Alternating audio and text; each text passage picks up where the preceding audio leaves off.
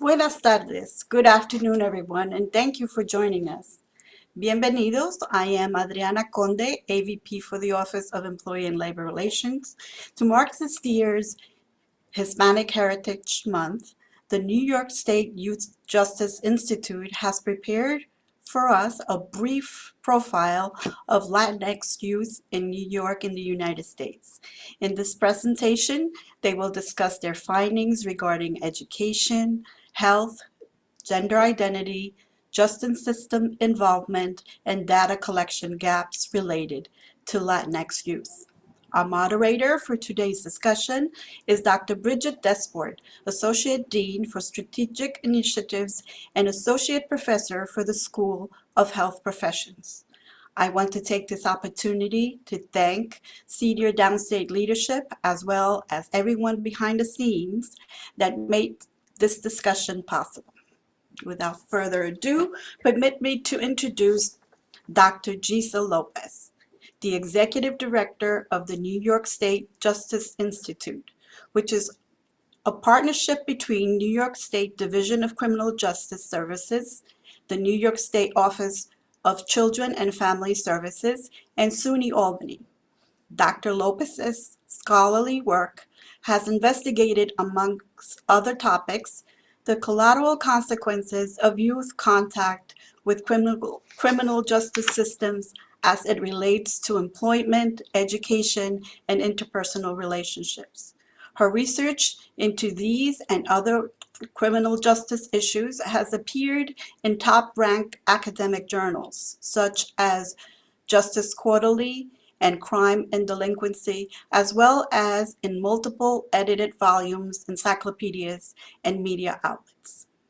She has also published the book, Dying with Dignity, A Legal Approach to Assisted Death, which traces the origins of the debate surrounding the legalization of assisted suicide in the United States and Europe.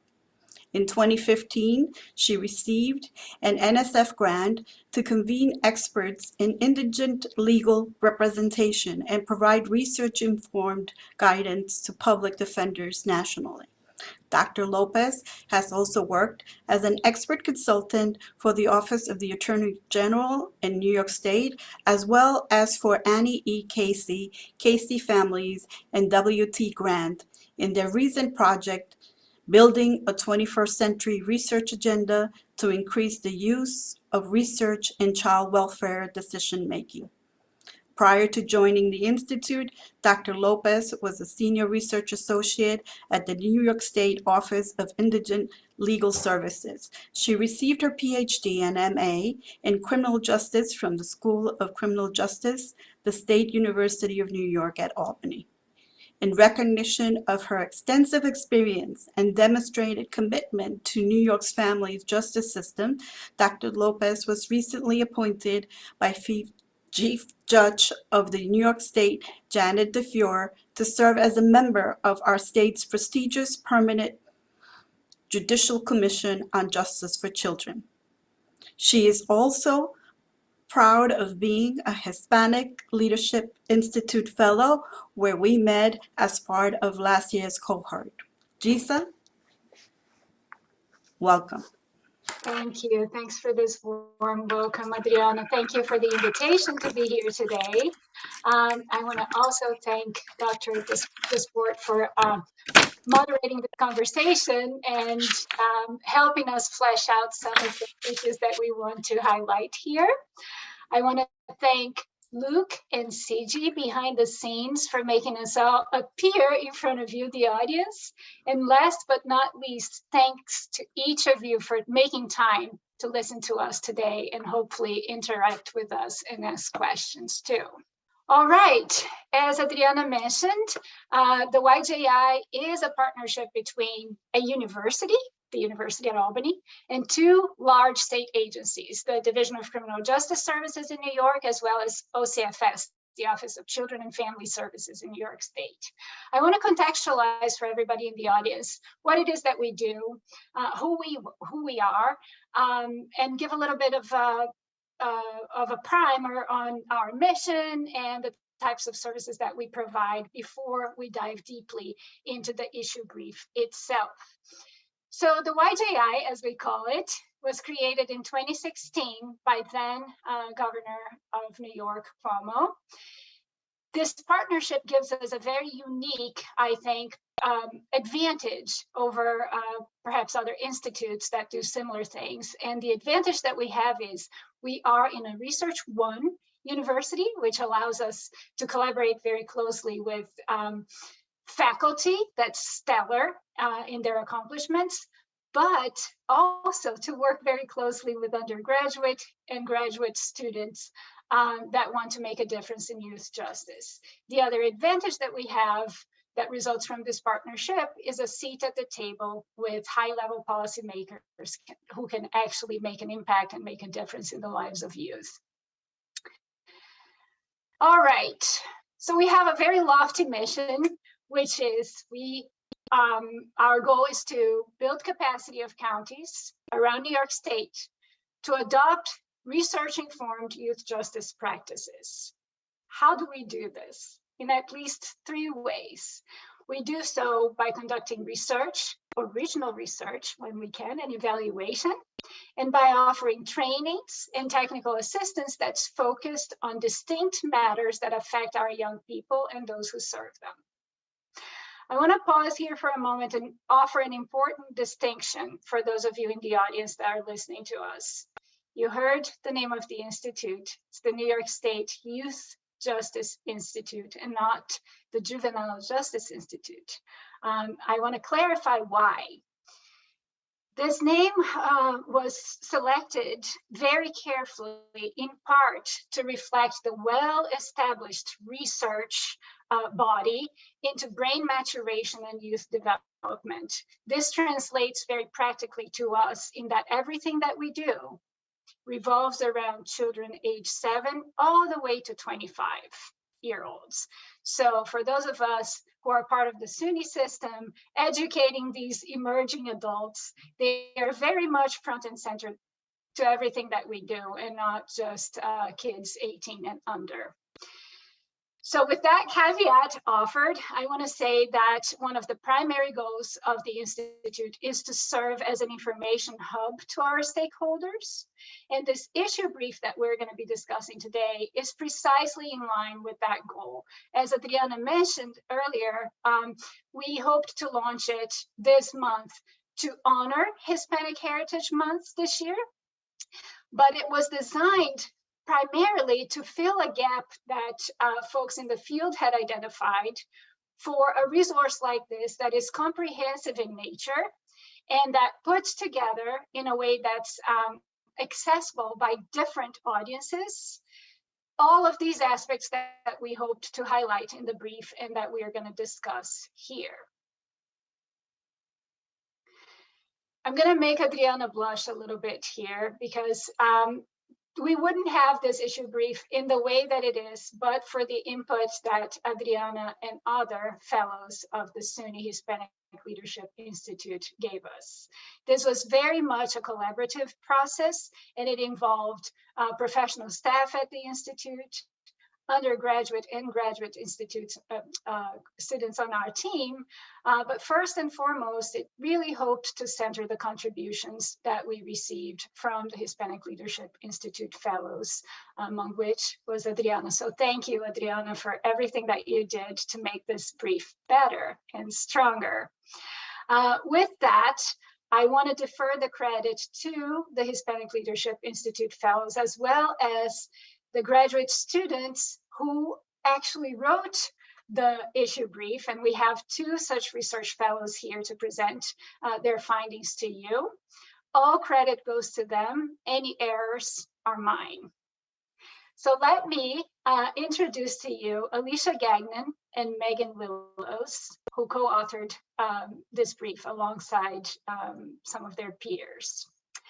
Both Megan and Alicia have masters in criminal justice, and they are completing their PhDs in this discipline.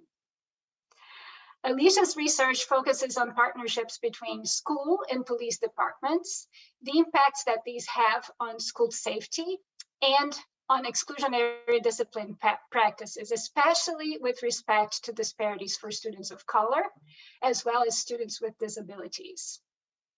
At the YJI, Alicia is deeply involved in evaluation of service programs among many, many other projects. We could not do half of what we do without Alicia. Megan's research, on the other end, explores gendered media coverage about Central American migrants in recent years, as well as local service providers' efforts to support new Central American migrants who have experienced gendered forms of violence and exploitation, and recent migrants' recommendations for improving available resources. Megan also leads the YJI Scholar Internship Program, and she should be proud to have trained over 40 undergraduate and graduate students with us at the YJI over the past few years. Now I'm going to make them blush. They just happen to be two of the most special young scholars that I know, and I wouldn't have them here otherwise. So thank you both for everything that you do for the Institute and for sharing your knowledge with us and with the audience today. All right, it can get really lonely here on Zoom, and these things can get boring if we're just talking at you. So we're going to try to make this as interactive as we can within the constraints of this platform. So we're going to ask you to please, if you're using your phone or on your computer, go to menti.com and you will be prompted to enter a code. That code is on the screen, but I will read it out loud if that facilitates things. So the code is 68517315. And the point of this exercise is to allow us to get to know a little bit about you.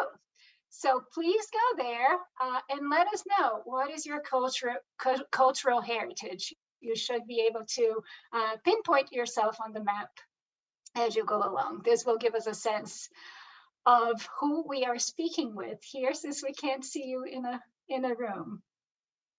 Give you a moment. Not surprisingly. Put the code back up. Can you put the code is also at the top of the screen here. It is 68517315. Thanks, Alicia. All right.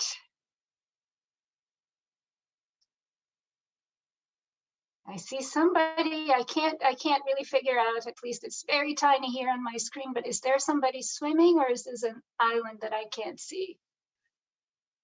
In any case, we have some variation here in the audience, and I'm pleased to see that there are some folks from Brazil, my country of origin. So, olá, bem-vindos. Que bom que estão aqui. All right, thank you very much for sharing. Feel free to continue to populate, and we're able to see this behind the scenes as well. I'm going to move on because time is short and give you a layout of what we're hoping to achieve today. So the broad strokes of what we're doing today is discussing the history as well as the configuration today of Latinx people, as well as migration. We're going to talk about communities and family. We're going to touch on systems interactions. We're then going to move on to data gaps. And hopefully there will be plenty of time to answer the questions that Bridget and the audience will offer us. With that, I will be quiet and put Megan on the spot. All right, great. Thank you, Dr. Lopez. So before we start, I do want to know that I am Latina, but my Spanish is a work in progress. So I apologize in advance for any pronunciation mess ups. So now I'm going to speak a little about the terminology surrounding ethnicity we'll be using throughout the presentation. So first is Hispanic, which basically means of Spanish origin. This is really the most common way to express Spanish and Latin American heritage, but it really emphasizes Spanish ancestry. Nations like Brazil, where Jesus is from, in which Portuguese is the dominant ancestry, do not fit neatly into this terminology. So throughout the presentation and our brief, we use Latinx wherever possible. Latinx and Latine are gender-neutral ways to express Latin identities, those of Latin American origin or ancestry. Latinx is viewed as more inclusive, less gendered, and reflective of other inclusive terms like folks, F-O-L-X, and Latina has become a popular gender-neutral identifier due to its more natural fit with the Spanish language in recent years. Latina and Latino are gender-specific. We will only use Latina and Latino in this presentation and the brief when we are speaking exclusively about women or men, respectively. So for this presentation, we'll use Latinx throughout. But in the brief, we do try to honor the terminology used by the original data sources. But that may be why you see different phrasings in the graphics throughout. Okay, so now I'm going to speak a little bit about the history of Latinx people and Latinx people today. So Latinx people are the fastest growing ethnicity in the United States, but have also been present for centuries. Broadcaster and journalist Ray Suarez characterized this as Latinx people are, in the same moment, the newest and oldest kids on the block in his 2013 book. Currently, 18.8% of the current US population is Latinx. On the chart on the right, you can see we've seen a steady rise in Latinx people throughout the past several decades, and our current population is now 4 times higher than what it was in 1970. Youth is also a key characteristic of Latinx people today. 60% of Latinx population in the US were 35 or younger in 2016, according to a Pew Research Center report. Now looking at New York State specifically, in New York State, we have over 3.5 million Latinx residents, mainly originating or descending from Caribbean nations, 2 million in total, and predominantly from Puerto Rico, over 1 million, according to the census. Of those, 54.8% of residents in the Bronx identify as Latinx, which makes the Bronx the most Latinx borough or county in New York State. However, you see a lot of Latinx residents in other New York City boroughs and the Hudson Valley on the map there, but you can read more details about it in the brief. And lastly, children ages 0 to 18 make up the largest proportion of Latinx people in New York State. Again, even with slightly more recent 2020 census data, we see that youth continues to characterize Latinx people, not only in the US, but more specifically in the United States. Yet despite the prevalence of Latinx people in the US, we continue to see inequities across many spectrums. For instance, political representation has increased by nearly 75% over the past 2 decades, but only 1.5% of all currently elected officials are Hispanic or Latinx, according to the National Association of Latino Elected Officials' latest 2021 report. There are many barriers to representation.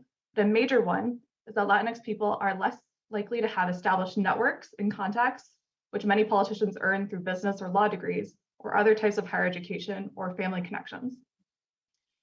We also see that today there are shifting views among millennials. A recent study characterized Latinx millennials, those born between 1981 and 1996, like myself, by their progressive views, racial diversity, and expanding levels of education, which really sets them apart from older Latinx generations. And lastly, I want to highlight this belief in the American dream. So overall, a recent study found that many Latinx people believe in key aspects of the American dream. 77% of Latinx young people said that they can be successful if they're willing to work hard. 75% believe that their children will have better standards of living than them. And this belief also contributes to increased Latinx migration to the United States. So migration has been increasing in recent years, especially from Central American nations, including the Northern Triangle of El Salvador, Guatemala, and Honduras, in addition to Venezuela. Scholars have pointed to shared crises of violence stemming often from gangs and cartels, widespread poverty, and political corruption as spurring mass waves of migration in recent years. 1/3 of Latinx people currently in the United States were born outside the country, according to the census. 20% of these are estimated to currently not have citizenship status. This is important to note because not having citizenship status or migration status, such as being a refugee, an asylee, or a green card holder, greatly increases risk for exploitation, violence, and trafficking in settlement. New Latinx migrants are less likely to report crimes against them to the police due to deportation fears and a lack of trust in the government, which makes them more vulnerable. Traditional gender roles and a segregated gender labor market also shape challenges and risks. New Latino migrant men frequently seek work as day laborers, which means they see few supports and protections and can be exploited with withheld wages. New Latina migrants are more likely to face risk in the home from intimate partners and from employers, since they're more likely to work jobs in the home, such as with childcare and in cleaning. Latina women are also less likely to speak English due to educational disparities, have more responsibilities in the home than to take care of children and elderly family members, and have less control of family finances. All of these factors make it more difficult for Latinas to leave abusive relationships. Young people are additionally vulnerable to trafficking and forced labor from extended family members and others in the US with little oversight or people to turn to. However, these are not the only risks new Latinx migrants face when settling in the United States.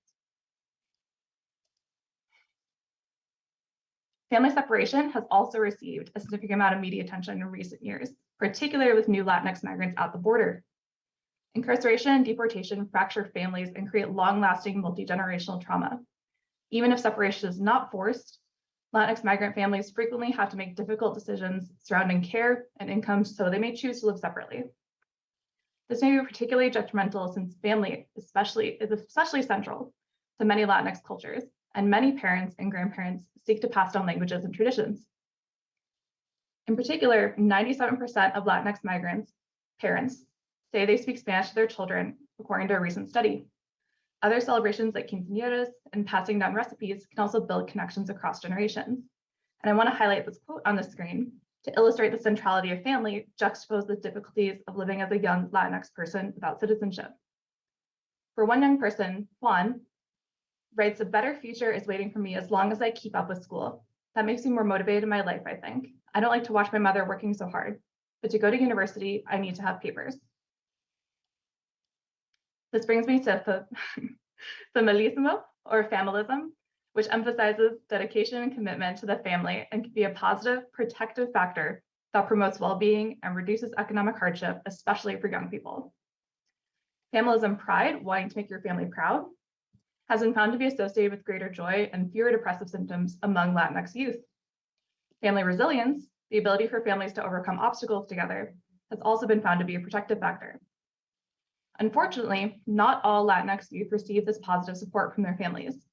Multiple studies have found that LGBTQIA+ youth find that there is a culture of queer invisibility and many fear familial rejection. A lack of parental acceptance in particular has been found to be associated with depressive symptoms in youth. While LGBTQIA+ youth face discrimination and fear for belonging to their families and Latinx communities, we also see other gendered forms of inequity among Latinx people. In particular, I want to highlight employment. So Latinx people work full-time earlier in life and consistently higher than the US average.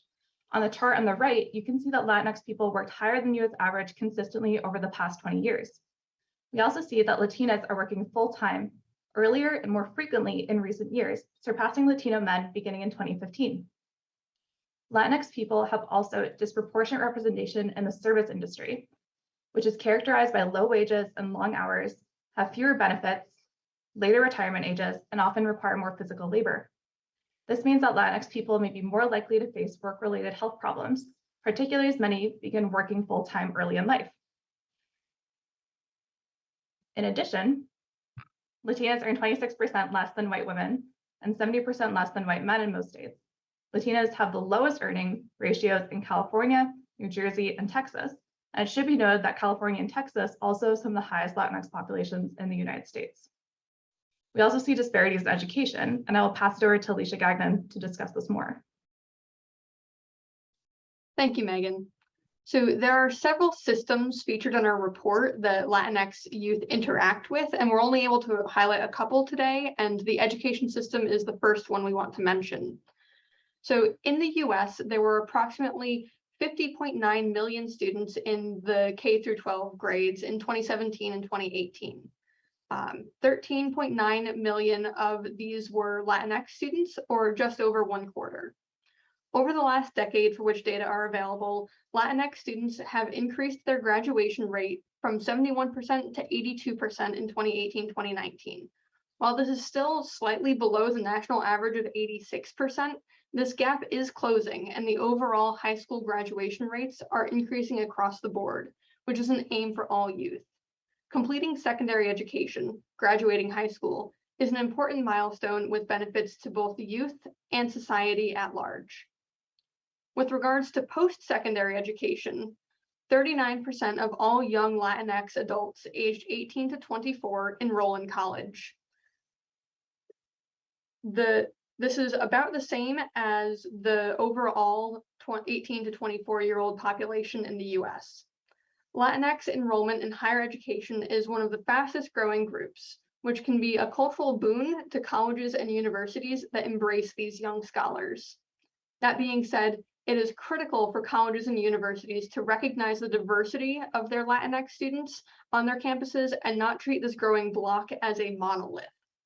Another note about the student population, they are attending public colleges and universities, shout out to public education, at a higher rate than any other racial or ethnic group. 85% of Latinx students attend a public institution of higher learning. Latinx students account for 1/4 of the associate degrees conferred in 2020. These students study in a variety of fields for 2-year and 4-year degrees. The top 5 majors for Latinx students include business and education, followed by health professions, public administration and social services, and then psychology. The second system we want to discuss today is the health system. The first fact that we want to note is referred to as the Latinx paradox, which is used to describe the unexpected pairing of high or long life expectancy with lower quality of life throughout the life course. And this is due to disparate exposure to illnesses, experiences of poverty, and work-related stresses and early work joining, as Megan mentioned. Several health outcomes are equivalent to or better than average for Latinx Americans compared to Americans as a whole. An important asterisk to note here is, as a theme of our presentation and a point that I'll get to in a few minutes here, is that this information is only as good as the data we use. And the data that we relied upon for this section in particular focused disproportionately on Mexican Americans, which may not be generalizable to other Latinx populations. Another piece that we want to highlight in this conversation about health experiences is the experiences of Latinx youth during COVID-19 specifically. As Megan mentioned earlier in this presentation, the majority of Latinx youth in New York live in the 5 boroughs and surrounding downstate counties. So I was living in Yonkers during March of 2020, and I know I don't have to tell other people who were local at that time that there were ambulance sirens around the clock. This was one of the hardest hit early spots of the pandemic. But to step beyond our individual stories and experiences of the pandemic, to rely on some of the research that has come out in the years that we've been experiencing the pandemic about how Latinx youth are experiencing this.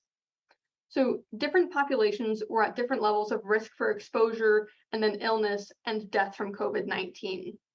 So many Latinx youth during this period of time have been dealing with loss and grief of parents, extended family members, neighbors, and other supportive adults in their lives.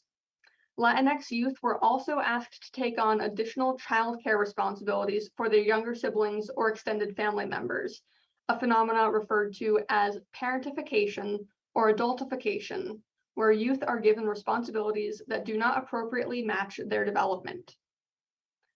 All of this together creates a heightened degree of stress, which, though once again, paradoxically, Latinx youth who had previously struggled with their mental health prior to the pandemic reported reduced symptoms of mental illness during the pandemic.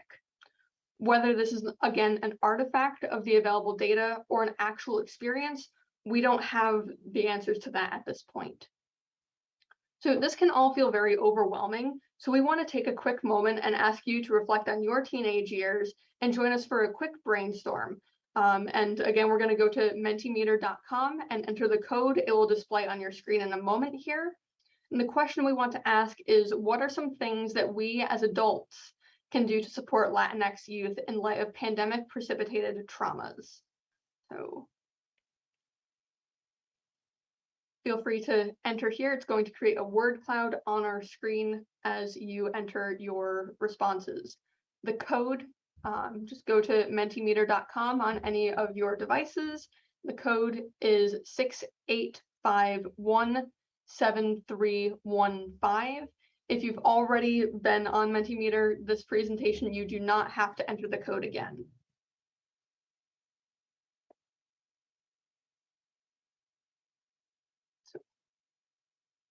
Awesome. Dancing. I personally have no rhythm, but these different cultural elements, dancing, song, things that bring joy, things that bring healing and fullness and completeness to people. Yes, that's absolutely something. Feel free to continue. Adding things will remain on this slide as you get to Mentimeter through the next couple of moments. Feel free to continue thinking of restorative practices and things that we can generate for our youth. Here we go. Talk, music, breaks, all things to promote mental wellness, counseling. Yes. These are great responses. Thank you.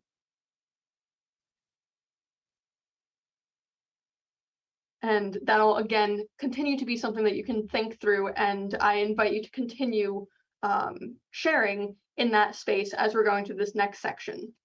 So let's keep those supportive thoughts in mind as we talk about our last system for today's discussion, the justice system. Here, our brief discusses some trends in youth justice, specifically for juvenile delinquency processing. Historically, first-generation Latinx youth commit offenses at levels way lower than their US-born peers, and demographically, as Megan had shared, the proportion of youth who have been born in the US who identify as Latinx is lower than those who are new migrants. However, by the third generation, so those who have Latinx heritage but have had their families in the US for a couple of generations, there's almost no difference in violent offending between Latinx youth and their white peers. That being said, in 2019, there were 136,000 court cases for Latinx youth, which is the lowest since 2008. However, the proportion of Latinx youth in this population has increased, indicating that disparities remain an issue. The specific system points of these disparities, do they happen at arrest, do they happen at court processing, do they happen in detention, is a major focus in the field of youth justice, with a general understanding that a multifaceted, multi-system point approach is needed. Okay, so I've been talking a little bit about data here, and we're going to get back to that Menti. We're going to look and see what other things you've added to our word cloud before shifting to our next Menti question. So yoga, music, games, love it. I love all of these things, and talking and listening, that communication, so critical. So this next question, to frame this last part of our presentation here, we want to ask how you interact with data. Are you somebody who is working with data collection, creating questions? Are you working with processing, analysis, reporting, consumption? All of the above. You're welcome to add as many as apply to you. And if you don't know, that's okay too. So I'm going to give a second here to let people respond. You can go to menti.com, menti.com, and the code is 68517315. Okay. Cool. And as the responses are coming in, we're seeing that there's a constellation of different places that people are involved in data collection. And so each part of this data collection and usage process can affect the quality of the information and subsequent decisions that are data driven. Okay, we're going to leave this slide up, but we're going to go back to the PowerPoint. So continue to respond to this question as we move forward into the next part of this presentation.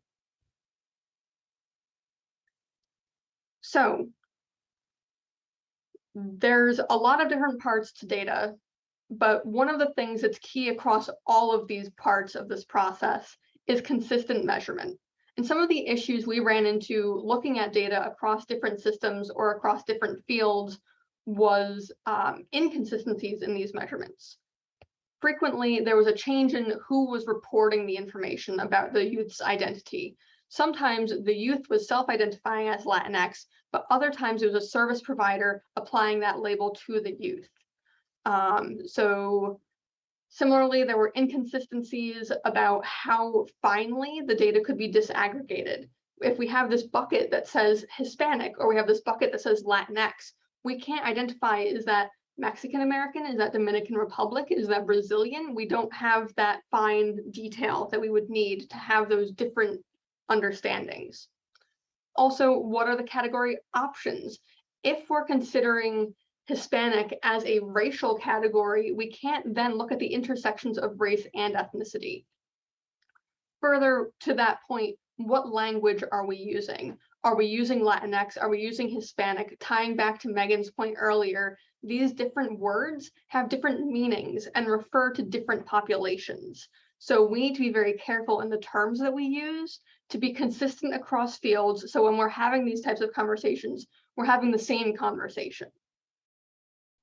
And with that, I am going to pass it to Megan back to talk about some of our next steps. What do we do about this? Great, thank you, Alicia.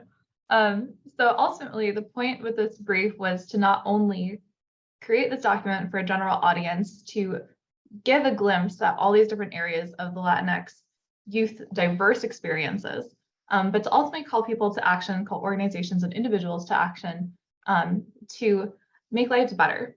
And so the first is, as Alicia was just discussing, is we need better, more consistent data collection efforts for Latinx people.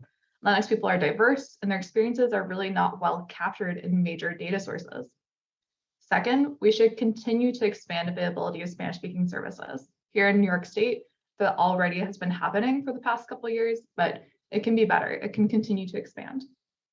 We should also, in research, look into more of this role of familism and see how it has further protective factors potentially, and also when you don't have these protective factors of familism, what negative things could happen then. We also should continue to heighten opportunities in education and the workplace for Latina women. Latina women face so many disparities and inequities. Currently, there needs to be more done to place them at the center of more equity talks and action. And lastly, we should increase available support for LGBTQIA plus Latinx youth, especially since they may not benefit from familism to the same extent and not have as many supports available for them. And now I'll pass it back to Dr. Lopez to conclude. So we hope that we offered you a bit of a flavor of what this issue brief contains. If you're interested in learning more, please scan the QR code on the screen. I'm sure that the organizers can make the link available as well later or after this presentation, if possible. I want to say that this issue brief is the first step towards a larger project. So it's the first stepping stones towards what we hope will be a convening of experts in this field that will then lead to an interactive report that we're hoping to launch next year. With that, thank you all very much for the time that you spent listening to us. I will pass the baton to Dr. Desport for her questions. Thank you.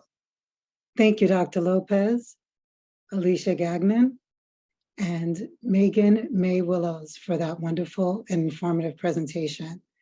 And thank you for the work that you've done on the youth brief. So the good thing is we have a good amount of time for questions, and they're already starting to roll in. So let's get started. The first question is one that I actually had, and I'm so glad that someone in the audience beat me to it.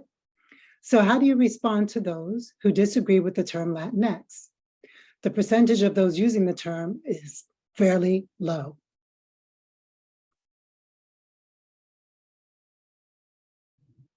Yeah, language is super important, and recognizing how a person and honoring how a person wants to be referred to and how they want to be identified as is really important. The choice that we had for this brief was to have this more inclusive phrasing. And Giza, I want to pass to you as well. Thank you, Alicia. Yeah, I think we're just all going to jump in if that's all right with different nuances to the question. I want to say that right before this presentation, I was in communication with my sister in Brazil.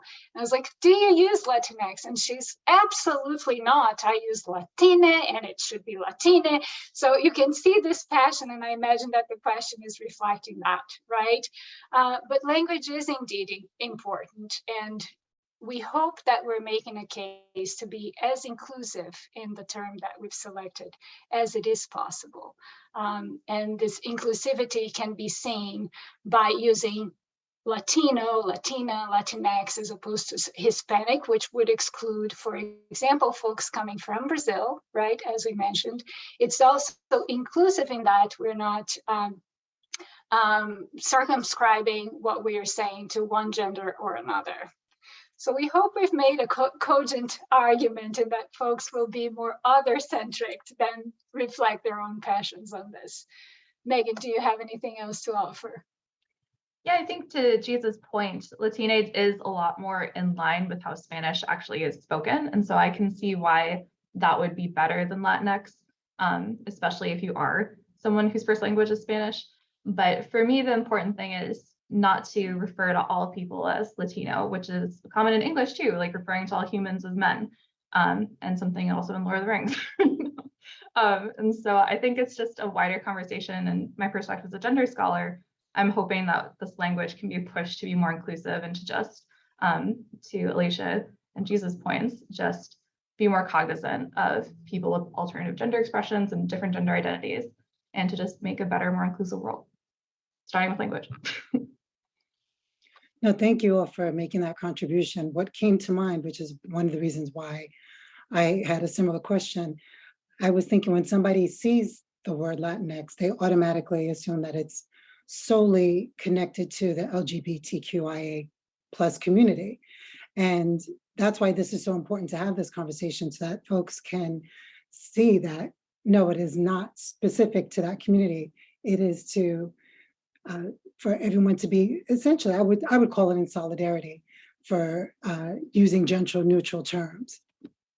So again, thank you for explaining that further. Here's the next question. How important is it that young Latinx people understand the history of the word Hispanic and also Latino, Latina?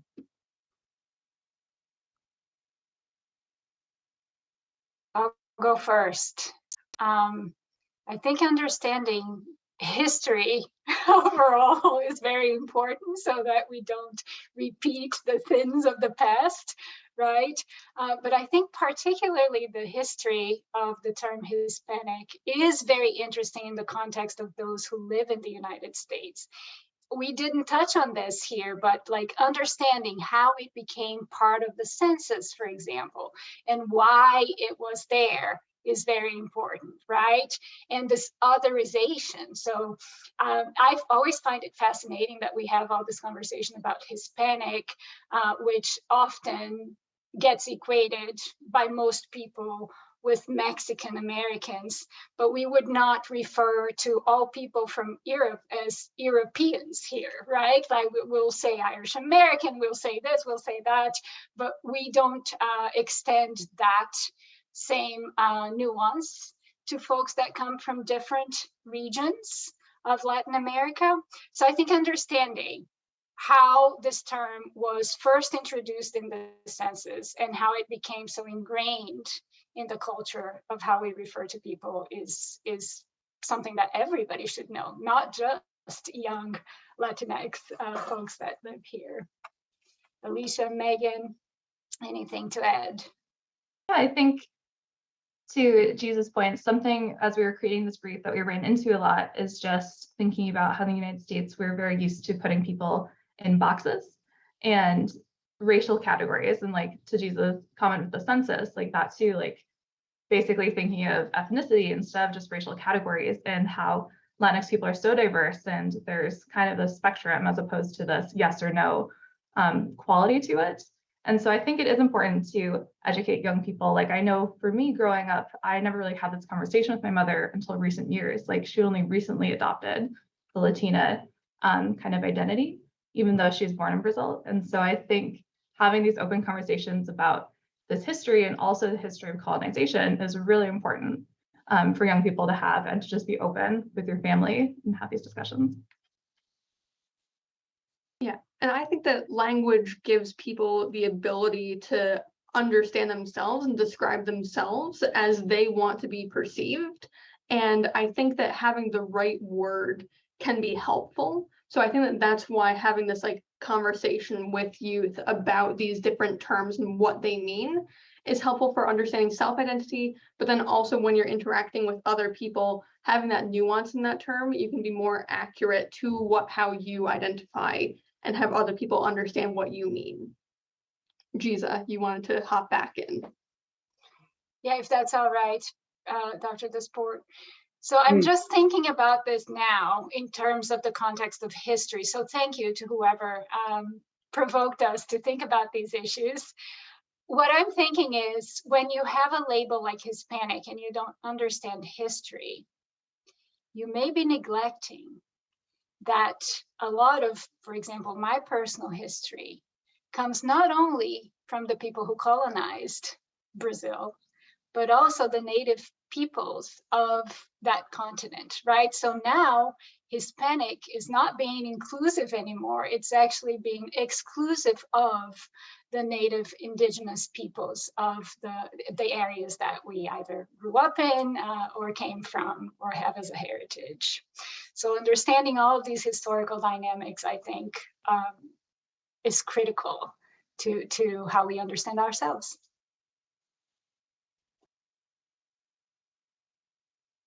Speaking of history, there was a time when there was no such thing as race. And it would be nice, and probably won't see it in our lifetime, but it would be nice that if we could go back to that time where there weren't these categories, these racial categories, because biologically, as we know, we're all the same. So the next question, where do you see the term Latinx as the political climate of the country changes amid the negative stereotypes associated with immigrants who primarily come from Central and South American countries?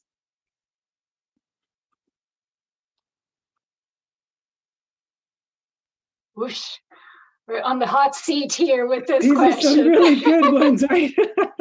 Some good provocative questions we got going on here. So I'm not a political scientist, but I've read a little bit about how considering Hispanic voters as a bloc is a big mistake.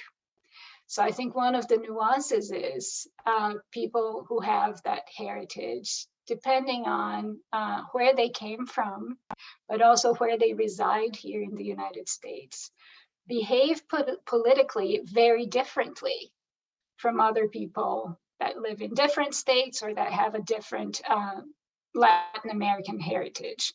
So that's one nuance that I can offer. I think the issue of immigration and migration has been a hot topic in politics for a long time. It happens to be right now that the focus is on Central American migrants, but not too long ago, this was applied to other people in other continents and whatnot. So what I would invite folks to reflect on is, why does this other bothers people so much, right? Why does the other need to be part of a political discourse? This other being wherever they come from. So that's as much as I can offer, not knowing too much on this topic, but if anybody else has anything to add, go ahead. I think Giza answered it really well. I have nothing to add to that. Thank you. As a follow-up, the same person asked, is there a place for a large Latinx community to form policy?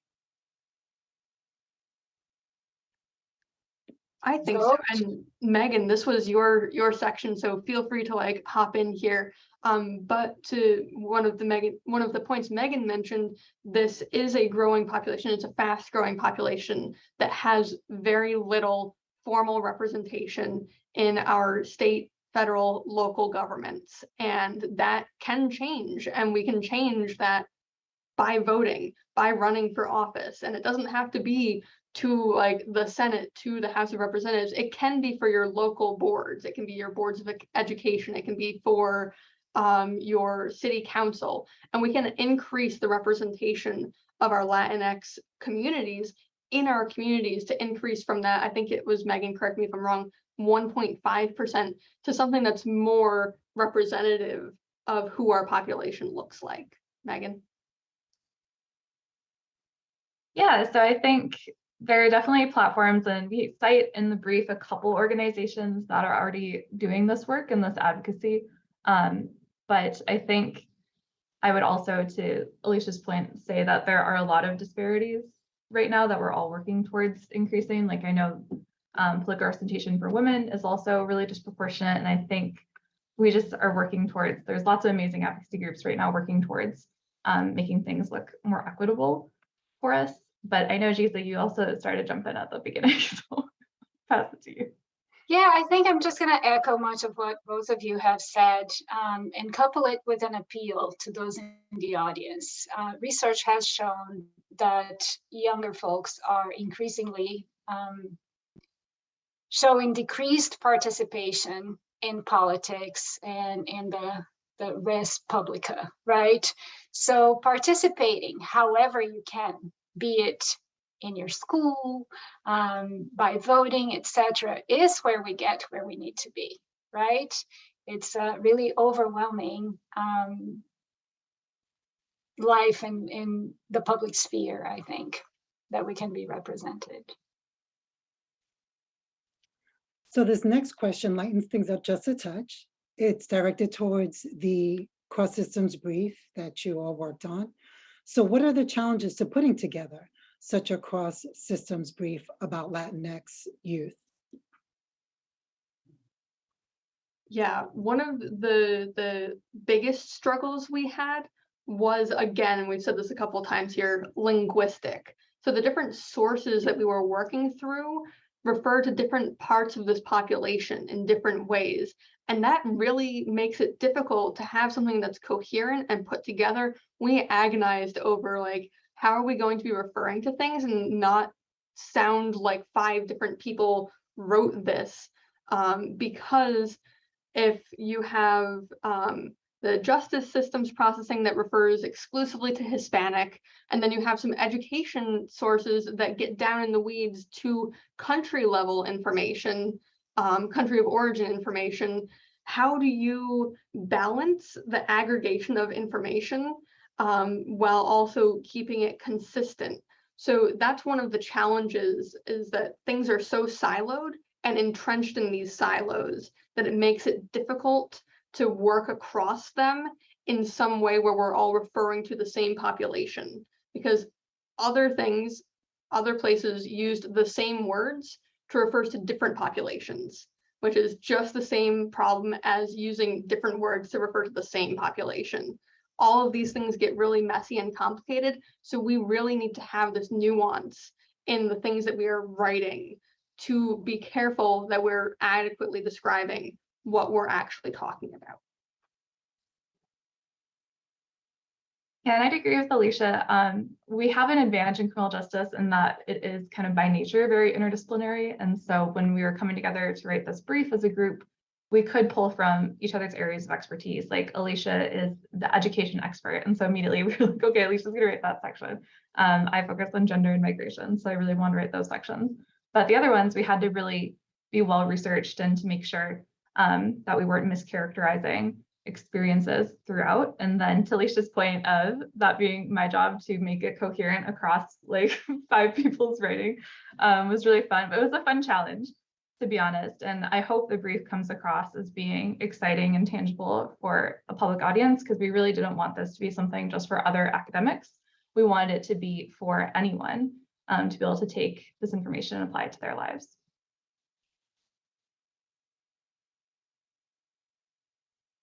Okay, so going a little bit more political, just touch. So where do you see the term Latinx as the political climate of the country? No, pardon, that's not the right one. The LGBTQIA+ community has established a solid foothold in policymaking. Any thoughts on how those identifying as Latinx can find their footing politically? I think the same way other groups do. And again, I'm also not a political scientist, but I am passionate about political involvement.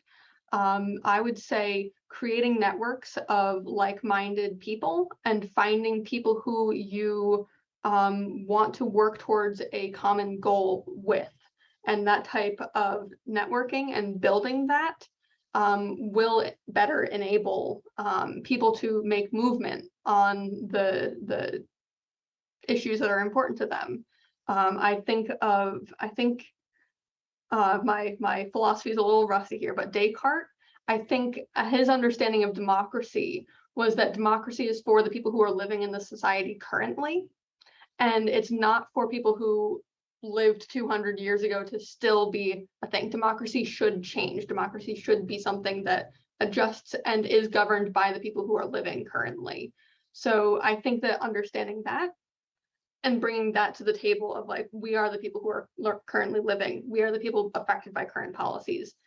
Finding people who align with how you're thinking and working with them towards making changes. I don't know if that answered your question, and I want to pass to Giza here.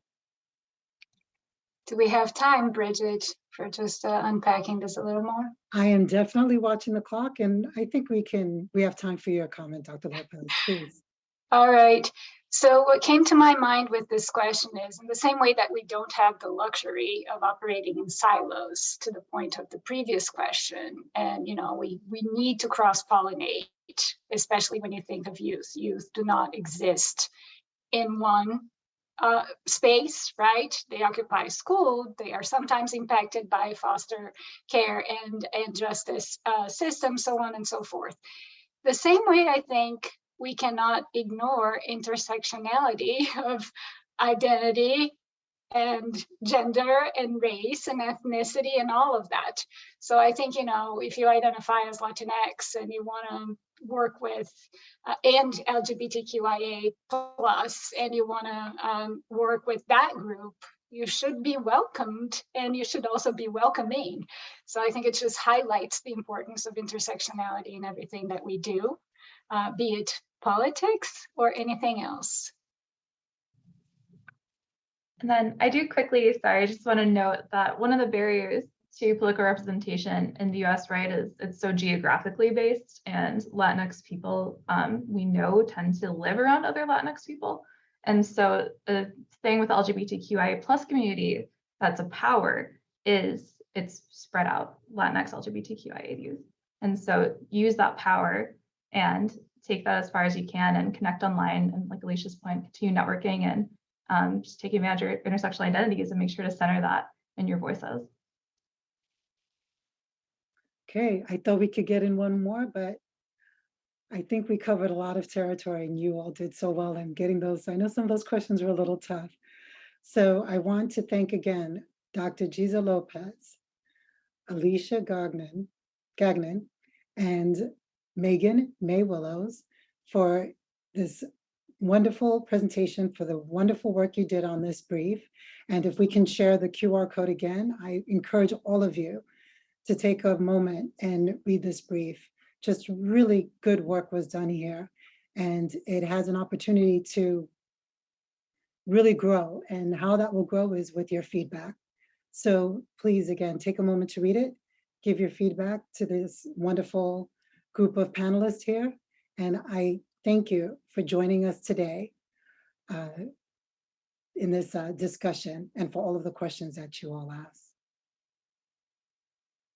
Thank you so much. Thank you, everyone.